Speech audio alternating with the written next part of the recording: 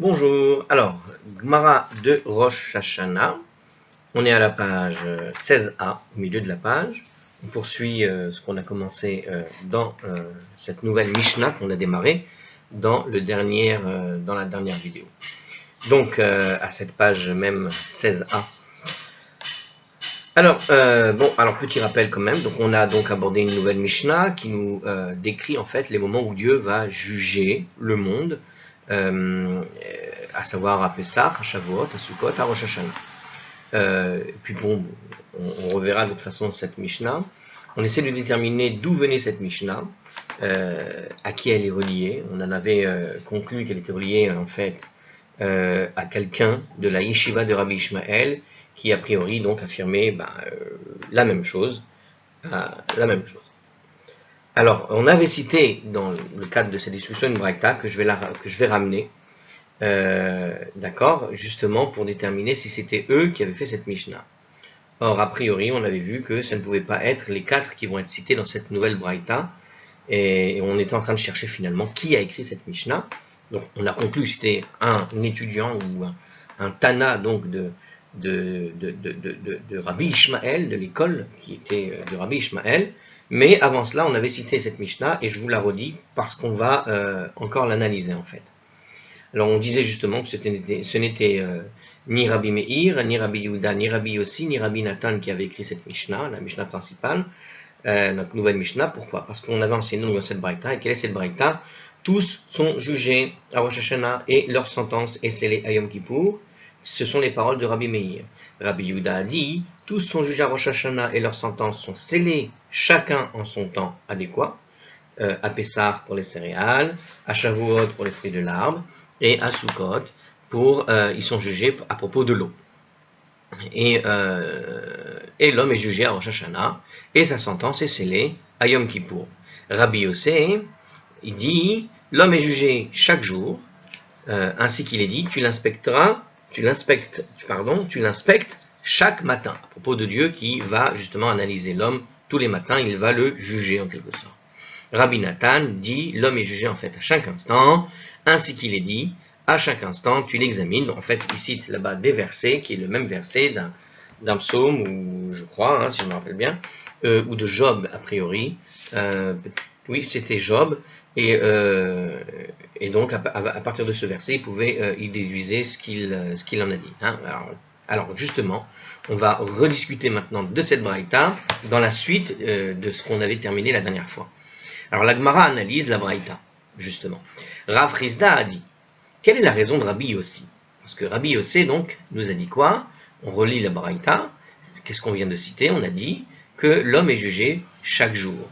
D'accord? Donc, Amar Rav Rizda, Maïtarame de Rabbi Yossi, quelle est la raison de Rabbi Yossi, à savoir que pourquoi l'homme serait-il jugé tous les jours?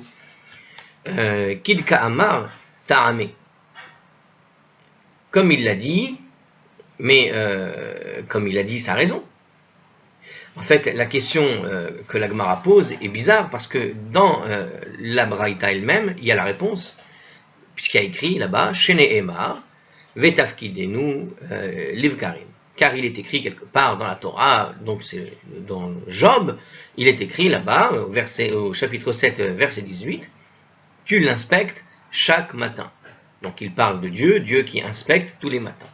Donc la raison de ce que dit la Gemara en fait, donc la Gemara pose cette question à propos de Rabbi Yossi pour savoir quelle est sa raison, mais voilà que la Gemara s'étonne de la question même de la Gemara, de Rav Rizda, pardon, parce qu'ici quand on parle de la Gemara c'est Rav Rizda qui pose cette question de savoir quelle est la raison de Rabbi Yossi, mais ses collègues sont un peu surpris. Il l'a dit, Kidka Amar Ta'ame, c'est comme il l'a dit sa raison. Vatifkedenu Livkarim, tu l'inspectes chaque matin. Donc les collègues de Rav Rizda lui disent, écoute, la raison, il l'a donnée dans le texte. Et il cite la raison qui était dans le texte. Alors on va réexpliquer un peu la question de Rav Rizda, parce que la question de Rav Rizda prise comme ça, évidemment, ne serait pas compréhensible. Alors on explique, Anan achika amrinan, Maïta'ama lo amar ke Rabbi Nathan. Voici ce que nous voulions dire, en fait, dit la Gemara, propos de Rav Frisda qui parle, Maï ta'ama lo amar ke Rabbi Nathan. Quelle est la raison pour laquelle il ne dit pas comme Rabbi Nathan? Pour quelle raison Rabbi Yossi n'a-t-il pas dit comme Rabbi Nathan? Dans le texte, on a vu que Rabbi Nathan, en fait, utilise le même verset. Donc, Rabbi Yossi, il dit, il cite ce verset, la partie où il y a écrit « tu l'inspectes chaque matin », mais le verset se termine en disant « à chaque instant, tu examines l'homme, ses fautes et tout ça ». Donc, Rabbi Nathan, lui, il dit que Dieu juge l'homme à chaque instant.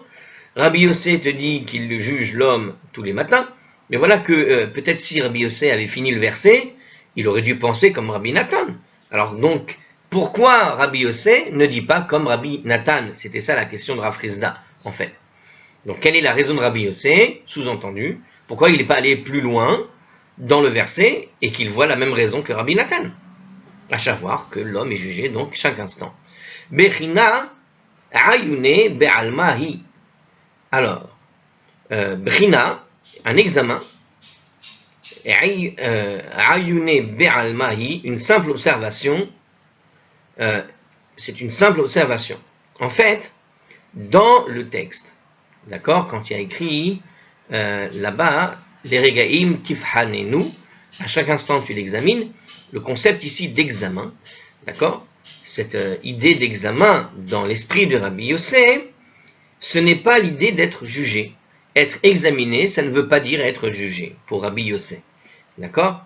Alors que quand il y a écrit Vatifke Dehu Liv Karim, là, c'est un jugement. C'est l'idée, tu es inspecté, tu es jugé. Mais tu es examiné, tu n'es pas encore jugé. C'est une simple observation, dit le texte. Ayune Be'almahi, il le regarde simplement, quoi. D'accord? Donc des agissements. Alors donc en gros ce que dit la réponse, pourquoi est-ce qu'il ne pense pas comme Rabbi Nathan? Parce que pour Rabbi Nathan, l'idée d'examen apparemment c'est un jugement, alors que pour Rabbi Yossi, quand le texte parle et dit que Dieu examine l'homme à chaque instant, en quelque sorte, eh bien ça ne signifie pas qu'il est jugé à chaque instant, ça signifie qu'il est simplement observé et que Dieu quelque part le regarde faire. Il le regarde faire, mais il n'est pas encore en train de juger. Il voit les agissements de l'homme, mais ça ne s'appelle pas un jugement.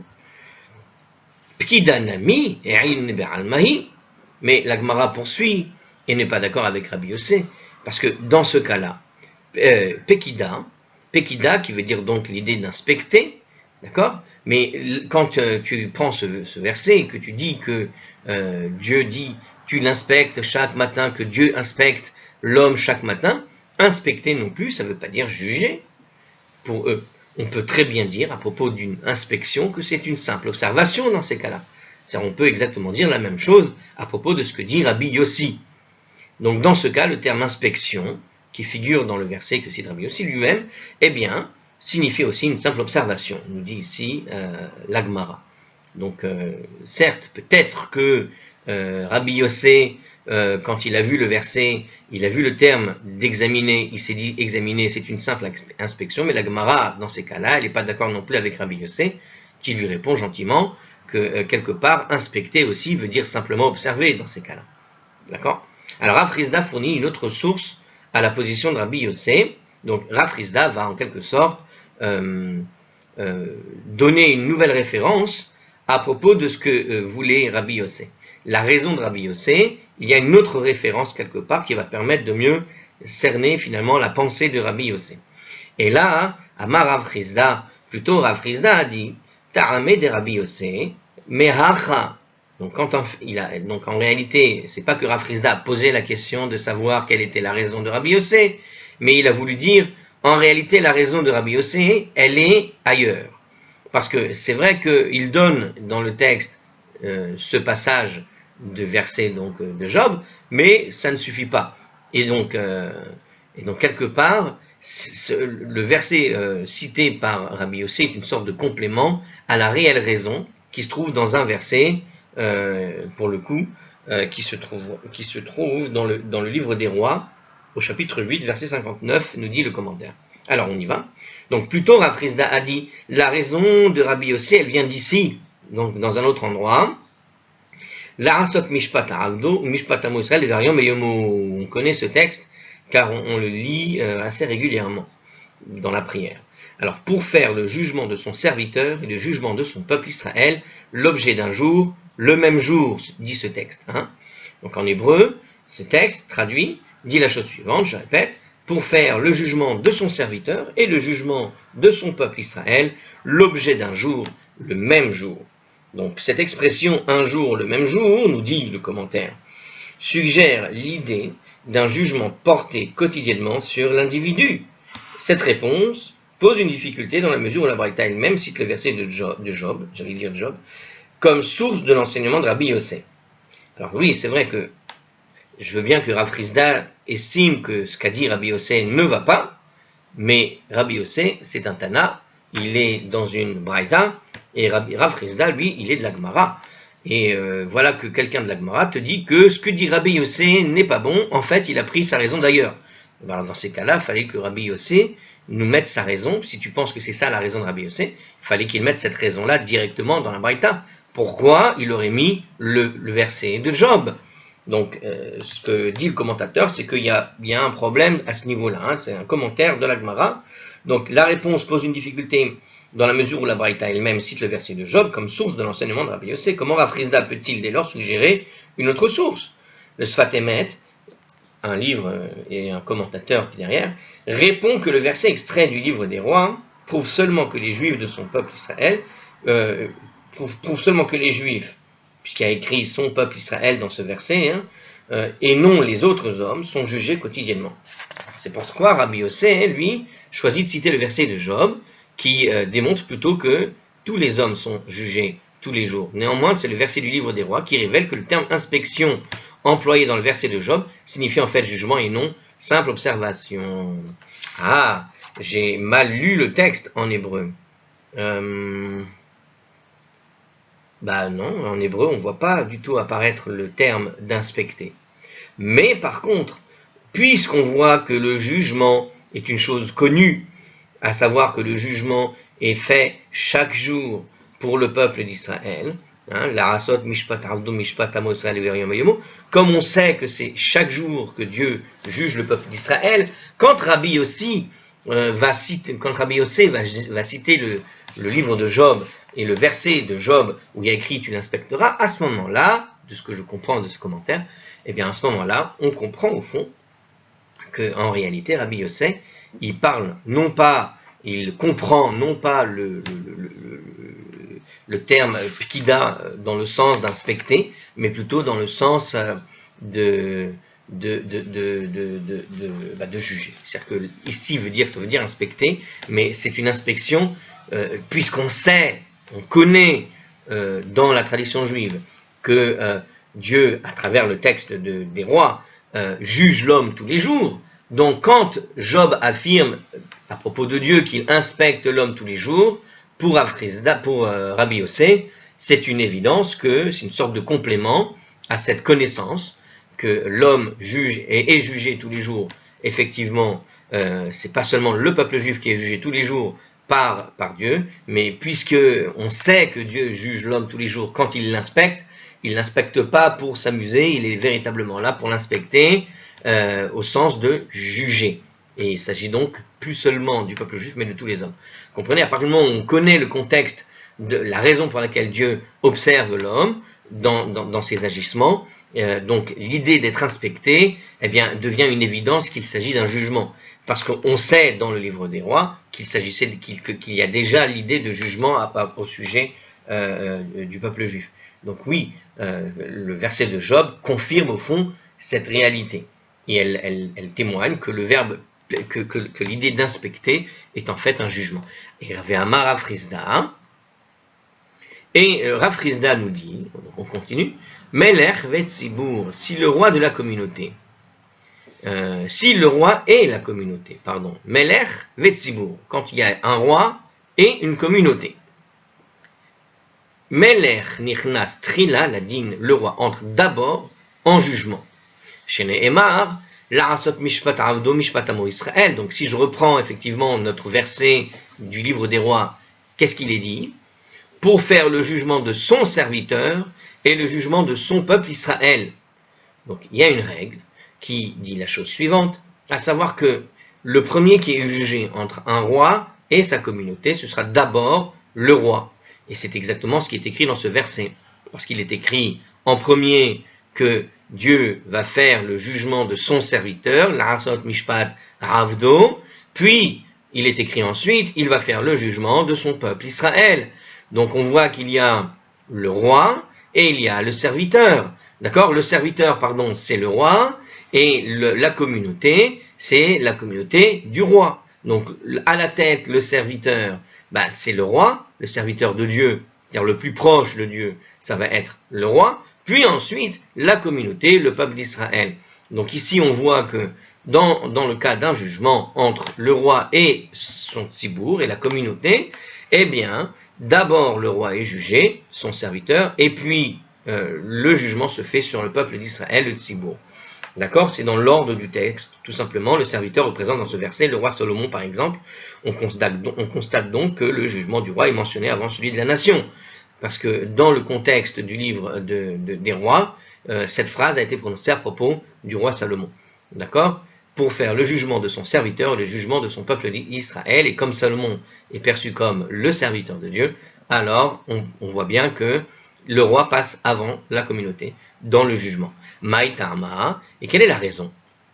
Ibarit Ema, si tu veux, tu dis Lav Orach Ara le Metav Malka Abarai. Il n'est pas convenable de faire asseoir le roi dehors et le faire attendre.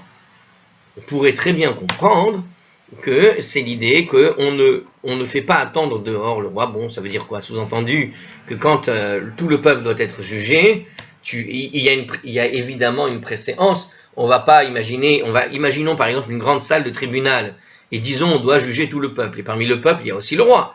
Bon, tu vas faire rentrer tout le monde dans le tribunal, et tu vas laisser le roi dehors. On ne va pas laisser le roi dehors au moment de ce jugement. Donc c'est un petit peu ce qu'il dit ici. Donc si tu veux, tu peux dire qu'il n'est pas convenable de faire asseoir le roi dehors, et de le faire attendre pendant qu'on s'occupe du reste du peuple. Ve'ibarit ema, et si tu veux, tu peux dire autre chose encore, Mikame delepouche. Attends, qu'est-ce qu'il y a écrit? Mikame delepouche, Haron af. Que le roi, avant que le courroux divin n'augmente, que le roi soit jugé en premier lieu avant que le divin n'augmente à cause des fautes de la collectivité. Alors on avait vu cette notion, je crois me rappeler, qu'on avait vu cette notion dans un commentaire quelques pages avant. Je me rappelle plus exactement où, mais je sais qu'on l'avait vu. Et il y avait donc cette idée là qui est donnée ici, qui est redonnée ici, ou peut-être que c'est cette idée qui est donnée ici qui a été utilisée dans le commentaire qu'on avait vu avant, et qui dit la chose suivante en fait, à savoir que le courroux divin, alors avant que le courroux divin n'augmente. Alors pourquoi? Parce que Dieu juge la collectivité et puis il juge les individus. Donc l'idée c'est qu'il va d'abord juger au fond le roi en tant qu'individu avant qu'il ne soit jugé dans le cadre de la collectivité. Parce que dans le cadre de la collectivité, il va y avoir beaucoup de fautes à calculer, et à cause de ça, Dieu va être un petit peu énervé, et il vaut mieux pas que Dieu ne soit dans un mauvais état d'esprit au moment de juger le roi. Donc il juge d'abord le roi, avant que le courroux divin n'augmente à cause des fautes de la collectivité, comme c'est écrit ici. Donc c'est cette notion-là qui est mise en œuvre. C'est-à-dire qu'on préfère juger le roi, qui représente en tout cas la collectivité, et au fond, si le roi est nickel, justement ça va peut-être permettre de juger moins sévèrement la collectivité. Alors que s'il juge la collectivité en général a plus de fautes à se faire pardonner, ce qui pose un problème parce que du coup Dieu n'est pas content et le roi ne réussira pas à récupérer en fait, on pourrait dire, à empêcher, on va dire, ce courroux en quelque sorte. Bon. Quelque chose qui traîne sur l'écran. Alors la Gemara revient au thème de la date du jugement de l'homme. Donc on revient maintenant sur ce passage-là. Alors là, on a juste rajouté un petit truc supplémentaire à partir de Rav Chizda, puisqu'on a cité ce verset comme preuve pour Rabbi aussi. Eh bien, la Gemara a tout simplement ramené cette parole de Rav Chizda sur ce verset, en expliquant les autres choses qu'il voulait enseigner à propos de ce verset-là, à savoir que le roi est jugé avant le tzibour, tout simplement. Alors, la Gemara revient donc au thème. Alors, Amar Rav Yosef a dit Keman Metzalinan Ha'idena Aketsire. Alors, Ve'ameriae. Je répète, parce qu'elle n'est pas facile à lire là. Alors, Keman Metzalinan Ha'idena Aktsire. Ve'ameriae. Selon quelle opinion adresse-t-on actuellement nos prières quotidiennes en faveur des malades et des faibles? Keman, Rabbi Yossé. Selon quelle opinion? Selon laquelle, conformément à Rabbi Yossé. Alors,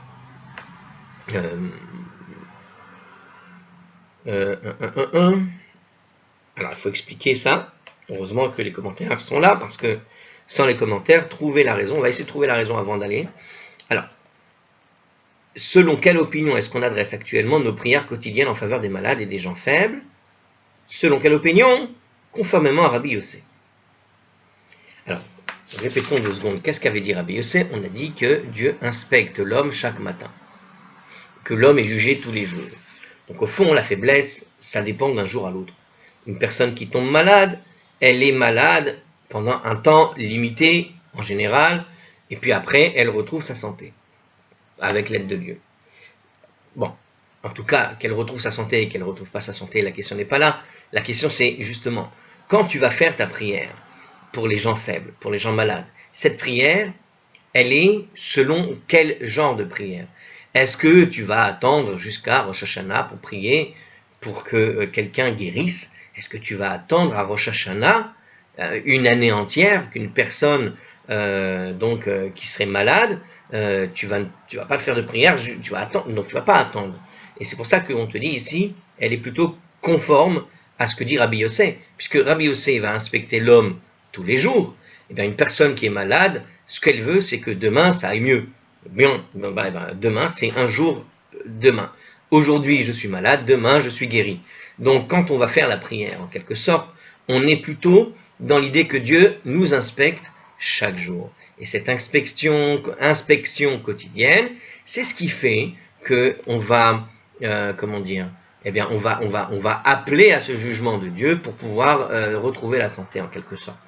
Que Dieu nous observe et nous voit dans notre faiblesse et qu'il se dise, voilà, tu m'as jugé, tu m'as donné des coups, maintenant est-ce que je peux passer au travers, éventuellement. Alors, le terme les malades, nous dit ici le commentateur. On va voir si ça correspond à ça. J'ai donné une explication. On va voir si je suis proche ou complètement loin. Alors le terme les malades fait référence en fait aux personnes qui sont réellement malades, tandis que les faibles fait référence aux personnes érudies en Torah. Tiens, c'est marrant ça, pourquoi les faibles sont érudits en Torah? Qu'une étude intense et soutenue affaiblit en général. C'est intéressant. Donc l'idée de la faiblesse ici, c'est que quand tu étudies la Torah, si vous regardez ces vidéos pour étudier la Gemara de Rosh Hashanah avec moi, et que vous étudiez ça, mais en une traite. Bon, moi, ça a pris quelques jours, je vous avoue, c'est pas une journée pour faire 15 vidéos, sûrement pas. Mais quelqu'un qui aurait envie de booster son petit programme d'études de Gemara et qui va regarder ces vidéos comme ça tous les jours, comme un fou, et qui va donc se fatiguer, il va réfléchir, se fatiguer les yeux ou les oreilles à force de m'écouter, comme ça 15 heures d'affilée, et puis le lendemain encore 15 heures, et puis le lendemain encore 15 heures.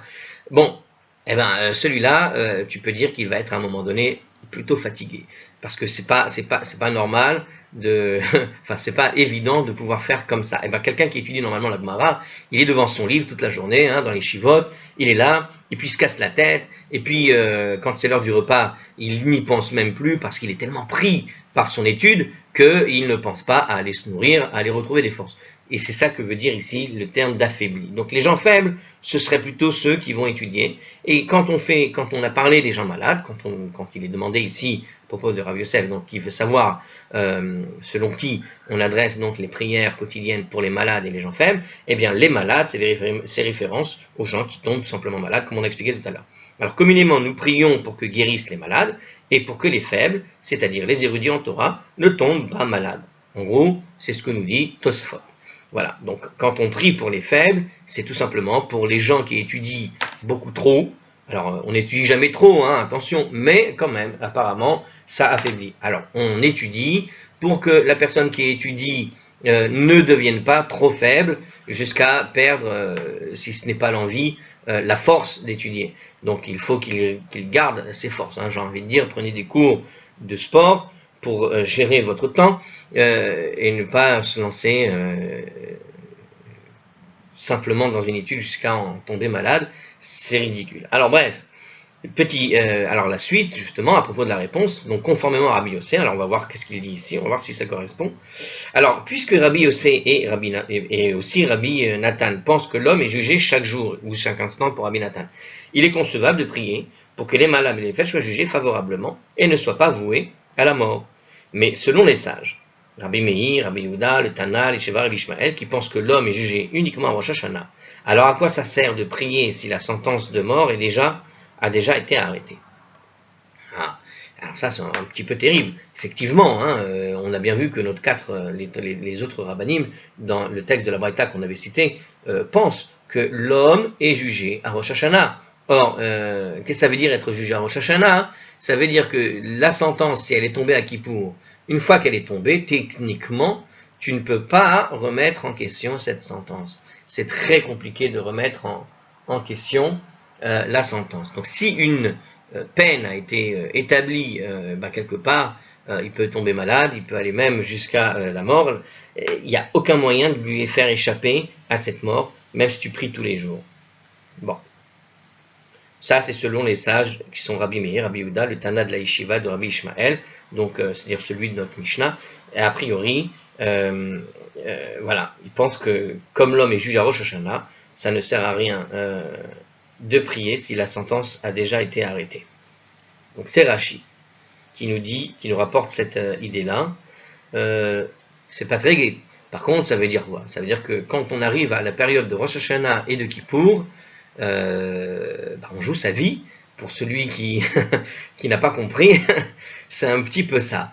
Et il faut être attentif à cette période en étant vraiment concentré et en ne relâchant pas ses prières dans cette période-là, car c'est à ce moment-là que ça se joue. Bon, les deux se valent, vous savez, parce qu'au fond, tomber malade, souvent on parle de maladie comme dans l'idée de l'expiation.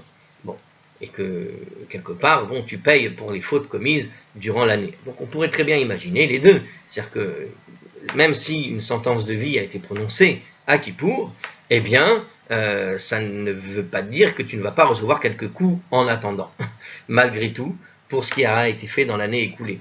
Et parmi ces coups, vous avez, par exemple, tombé malade. Et on peut très bien affirmer que l'idée d'être jugé chaque jour, ça permettrait tout simplement d'alléger la sentence de la maladie, au fond. Parce que quand tu tombes malade, ça y est, tu as reçu le coup, et tu continues de le recevoir. La question, c'est dans quelle proportion tu peux recevoir ce coup. Et quelque part, la prière pourrait servir à étaler. Hein. Tu as un rhume aujourd'hui, un rhume dans 3 semaines, un rhume comme ça, au lieu de tomber malade comme un chien et de tomber dans le coma pendant 2 mois, tu tombes un petit peu malade, tu éparpilles comme ça dans l'année. Bon, ce genre de choses-là. Bon, ça permet de tempérer. Bon, je ne sais pas. En tout cas, voilà, vous avez la réponse de Hartzkroll et de Rashi, et vous avez d'autres éléments. En tout cas, ici, il ne parle pas de Rabbi Nathan dans la Gemara, alors qu'il aurait très bien pu le dire. Alors, la Gemara indique d'autres raisons de prier. Ve'iba'it ema le'olam ke Rabbanan. Mais si tu veux, en vérité, tu dois toujours faire comme ce que disent les sages. Ukid Rabbi Yitzhak, et selon les propos de Rabbi Yitzhak, comme disait Rabbi Yitzhak, qu'est-ce qu'il a dit Rabbi Yitzhak? De Amar Rabbi Yitzhak, car Rabbi Yitzhak a dit Yafa Tse'aka le Adam, la plainte est profitable à l'homme, Ben Kodem Gezardin, Ben Leacher Gezardin, à la fois avant le décret et à la fois après l'émission du décret. Alors ça, j'ai l'impression que ça fait référence justement à Rosh Hashanah, entre Rosh Hashanah et Kippour. Avant Rosh Hashanah, qu'est-ce qu'on va faire? On va faire les slichot. Qu'est-ce que c'est que les slichot? C'est une supplication. On demande à Dieu de nous pardonner. Et donc comme ça, pendant 1 mois, en tout cas chez les Sfarad, ils se lèvent tous les jours, 1 heure plus tôt avant le moment de la prière, pour prier les slichot et demander ce pardon, ce pardon, ce pardon. Il y a une sorte de complaint comme ça. On se plaint Il dit ici, donc, Rabbi Yitzhak, la plainte est profitable. Ça ressemble à ça. La plainte est profitable à l'homme, à la fois avant le décret et après l'émission du décret. Quand est-ce que c'est avant l'émission du décret? C'est à quand? C'est avant Rosh Hashanah. Et après l'émission du décret, c'est après Rosh Hashanah, et ce jusqu'à Kippour. D'accord? Et donc, on continue effectivement à faire des slichot avant Rosh Hashanah et après Rosh Hashanah. Alors, est-ce que c'est de cela qu'il s'agit? Alors, les Rishonim s'interrogent. Est-ce à dire qu'en vertu de la première réponse de la Gemara, prier quotidiennement pour ses besoins en effort, pour ses besoins est un effort vain, hein, comme dit Rashi, au fond, puisque de toute façon, tout est arrêté à Rosh Hashanah. Pour les autres rabbanim, tout ce qui concerne l'homme, ça se fait à Rosh Hashanah. Donc, alors, à quoi ça me sert de prier tous les jours pour guérir, pour ceci, pour cela? C'est une bonne question qui est posée donc par la Gemara. D'autres se sont posé cette question avant moi. Je m'en rappelle, avant la Gemara, je me rappelle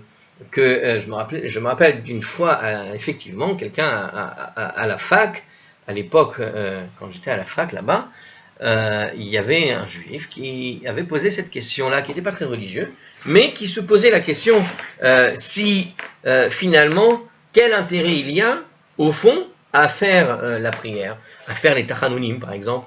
Hein, pourquoi on va faire les tachanounim, les supplications quotidiennes, qui doivent être faits après la Hamida? Pourquoi est-ce qu'on va faire ces supplications? Puisque de toute façon, on est jugé à Rosh Hashanah et Kippour, et ce pour l'année entière.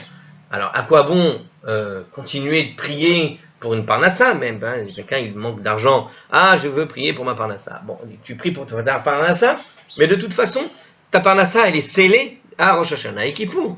Alors, à quoi bon prier pour avoir cette parnassa? Puisque de toute façon, c'est déjà établi à Kippour. C'est la question qui est posée ici. Question qui est tout à fait légitime. Hein? Selon les sages, tout est fait à Rosh Hashanah. Alors, à quoi bon prier? D'accord? Bon, c'est pour ça qu'on a peut-être besoin de Rabbi aussi, qu'on te dit que oui, dans ces cas-là, non. On peut demander, on peut se conformer à l'opinion de Rabbi aussi. Alors, on va voir. Comment se débrouille M. Hartzkroll et les commentateurs qu'il nous envoie. Pourtant, donc nous dit les trois Tanaïm de la Braïta admettent certainement que les sages ont institué les bénédictions de Refaïnou et de Barech Aleinu, qui sont des requêtes de santé et de prospérité adressées à Dieu et prononcées dans les trois Amidas quotidiennes, hein, dans le Shmoneh Esrei. D'accord? Donc effectivement, quand vous faites la Amida, sachez-le, pour ceux qui ne le sachent pas, il y a à l'intérieur deux prières, Refaïnou qui viennent demander la guérison, et la prière de Barech Aleinu qui vient demander, en fait, c'est la bénédiction un peu de la Parnassa, c'est la bénédiction de la pluie ou de la rosée, mais qui sont en fait aussi une forme métaphorique de parler de la Parnassa. Bon, alors attends. Qui a établi ces prières dans la Hamida? Ce sont les rabbins. C'est-à-dire la majorité des sages ont établi ces bénédictions dans la Hamida. Et voilà que ces deux bénédictions qui sont établies dans la Hamida, qu'est-ce qu'on vient de voir? On vient de voir que nous avons trois rabbins qui font partie de cette majorité en général, qui nous disent que de toute façon tout est scellé à Rosh Hashanah et Kippour. Mais alors, comment d'un côté les rabbanim ont pu accréditer cette idée de jugement pour toute l'année, et d'un autre côté, nous exiger de faire 3 fois par jour, de prier pour notre santé, de prier pour notre parnassa, alors qu'au fond, c'est scellé à Kippour. Pourquoi?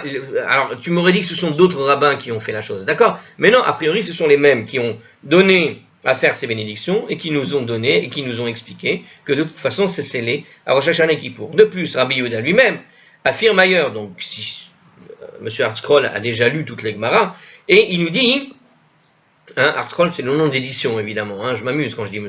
Hartzkroll, pour ceux qui n'ont pas compris. Alors donc Rabbi Yehuda lui-même affirme ailleurs que dans la Gemara de Shabbat, la page 12b, quiconque rend visite à un malade le Shabbat doit lui souhaiter que Dieu ait pitié de toi et de tous les malades d'Israël. Donc le même Rabbi Yehuda, a priori, est-ce que Rabbi Yehuda tout à l'heure il a été cité? Oui, a priori, Rabbi Yehuda fait partie de ceux qui ont été cités tout à l'heure. Je ne me rappelle plus du coup. Attends, il y avait Rabbi Yossi, Rabbi Nathan et Rabbi Yehuda. Oui, c'est ça. Et Rabbi Yehuda nous dit bien tous les jours qu'à Rosh Hashanah, on est jugé pour tout ce qui concerne l'homme. Donc on voit bien que ce même Rabbi Yehuda qui nous dit que c'est à Rosh Hashanah seulement que est scellé finalement le sort de l'homme, voilà que il nous dit que quand tu visites un malade, il faut le lui souhaiter que Dieu ait pitié de toi et de tous les malades d'Israël.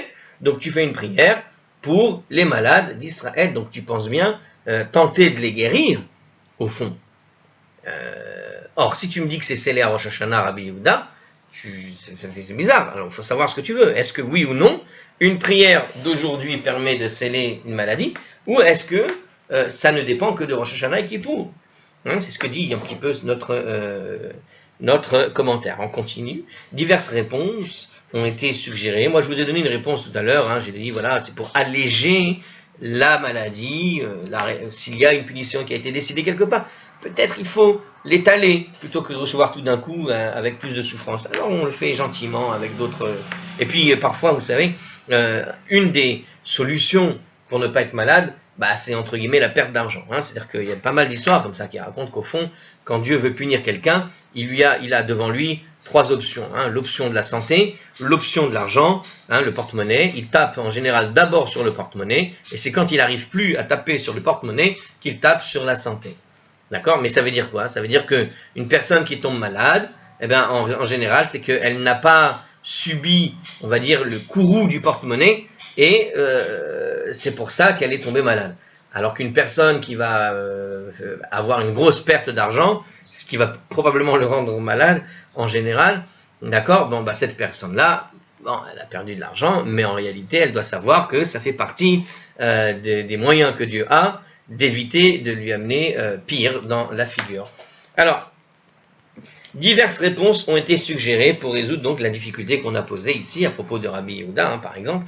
Donc Rabbeinu Tam, qui est cité par Tosfot, tiens donc, quel hasard, soutient que si la prière peut empêcher qu'une personne ne tombe malade n'est justifiée que du point de vue de Rabbi Yossé, d'accord, la prière pour la guérison d'un malade, en revanche, est légitime d'un point de vue unanime. C'est-à-dire que tout le monde pense que la guérison du malade, elle est justifiée, en fait. Elle est complètement légitime, pour tout le monde. D'accord? Donc, pour empêcher qu'une personne tombe malade, c'est uniquement Rabbi Yossé. Mais quand une personne est déjà tombée malade, c'est différent. Vous voyez la nuance? Empêcher qu'une personne tombe malade, ça va être difficile. Ça va être difficile, parce que ça se décide à Rosh Hashanah, pour les sages. Pour Rabbi Yossi, tu pourrais éventuellement prier pour éviter la chose, puisque lui, il dit que Dieu juge tous les jours. Donc, tu peux rattraper, quand tu as fait une avéra, tu peux rattraper le coup tous les jours selon Rabbi Yossi. Alors que pour les sages, tu as une échéance à Rosh Hashanah Kippour de Teshuvah, tant que tu ne l'as pas fait, et si tu l'as fait, tu peux éviter la catastrophe, mais si tu ne l'as pas fait, et qu'il y a une sentence pour que tu expies ta faute, eh bien, cette sentence devra avoir lieu, et ta maladie, tu peux prier de ne pas l'avoir, si c'est prévu, c'est prévu. Mais, là où tout le monde est d'accord, au fond, c'est ce qu'on appellera la prière de guérison, qui n'est pas tout à fait pareil. Empêcher de tomber malade, ça ne veut pas dire guérir. Là, ici, alors comme on dit déjà, mieux vaut prévenir que guérir. On pourrait dire que Rabbi Yossi prévient, mais pour l'ensemble, guérir, c'est mieux. Malheureusement, enfin, guérir, on peut toujours essayer. Donc, prier pour la guérison d'un malade, en revanche, est légitime du point de vue unanime. En effet, la sentence qui est prononcée à Rosh Hashanah décide seulement de la maladie et du moment où la personne tombera malade. Mais elle ne décide pas de la durée de la maladie. Ah, j'étais presque dans au tout début, quand j'ai donné une réponse, j'étais pas loin de cette notion. J'étais pas loin. Alors moi, j'avais dit plutôt d'étaler la maladie sur plusieurs jours, parce que je pensais que quand tu tombes malade, c'est-à-dire que c'est aussi le nombre de jours de maladie qui fait partie, au fond, de la punition. D'accord? Eh bien non. Parce que, voilà, c'est un chidouche. Tomber malade, ça n'est pas du tout le nombre de jours qui est important ici, mais plus le coût sur le moment où tu tombes malade. C'est-à-dire qu'une personne qui a un rhume, qui ne va pas dormir de la nuit, qui va être très mal, très très mal, c'est pas pareil avoir un rhume et avoir 10 rhumes dans l'année, par exemple. Avoir 10 rhumes, ça veut dire que tu dois expier 10 fautes différentes, et c'est pour ça que tu en as 10. Mais si tu as qu'un seul rhume qui dure un mois, qui se transforme en bronchiolite, bronchite, et tout ce qui va avec,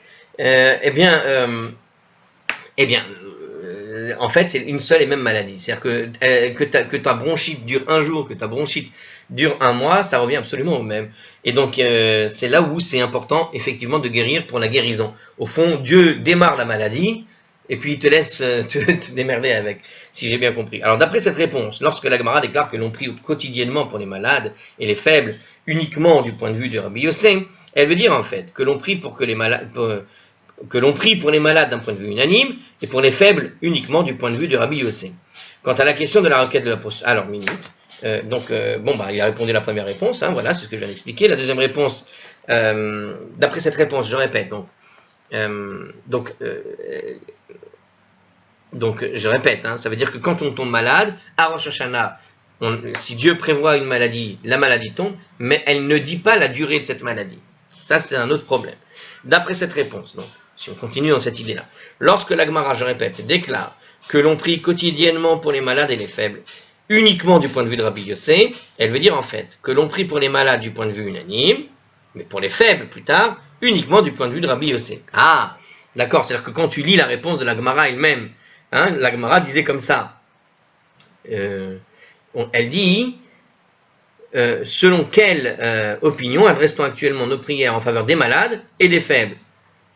Et la réponse était conformément à Rabbi Yossi. En fait, conformément à Rabbi Yossi, il ne répond que pour les faibles, alors que pour les malades, c'est unanime. Et c'est pour ça qu'à la suite, on voit que effectivement, c'est unanime en fait. Bon, c'est intéressant. C'est le découpage de la Gemara. Ils mettent la virgule un peu déplacée. Donc, selon quelle opinion on adresse actuellement les prières pour les malades quotidiennement, hein, pour les malades, virgule, et pour les faibles, comme Rabbi Yossi, et pour les malades, et si tu veux, en vérité, tu diras conformément aux sages, à savoir que même les sages pensent que pour les malades. Et selon Rabbi Yitzhak, car Rabbi Yitzhak a dit la plainte est profitable, etc. Bon, vous voyez l'idée. Hein, alors, quant à la question de la requête de la prospérité, nous dit la suite de ce commentaire, on implore Dieu au cas où il a décrété un faible volume de précipitations pour l'année en cours et faire en sorte que la pluie tombe au moment opportun afin de pouvoir en retirer le plus grand bénéfice possible. Donc quand on va prier pour la pluie, imaginons qu'il doit pleuvoir très peu à cause des fautes de tout l'Israël. Eh bien on va prier pour qu'il pleuve au moment où il y a la récolte, pas qu'il pleuve par exemple en plein mois d'août où ça servira à rien en récolte. Vous voyez ce que je veux dire? C'est-à-dire qu'on prie pour que la pluie, qui est prévue de tomber dans le monde, en tout cas en Israël, tombe au bon moment. Ok? Parce que Dieu décide une quantité de pluie pour le monde, mais cette quantité de pluie, quand elle vient n'importe comment, ça peut se transformer en catastrophe naturelle. Hein, voilà, par exemple, à Washington, il a plu des cordes et des cordes et des cordes et des cordes. Hein, on est dans une période où il y a eu un problème à Washington là-dessus, et vous avez eu, vous avez eu des inondations sur toute la ville. Assez extraordinaires d'ailleurs. Très impressionnantes. Il y a eu au Mexique aussi, je crois, une pluie, un déluge de grêle qui a provoqué dans certaines zones un amas de grêle qui va jusqu'à 2 mètres, un peu, et il faisait 30 degrés dehors.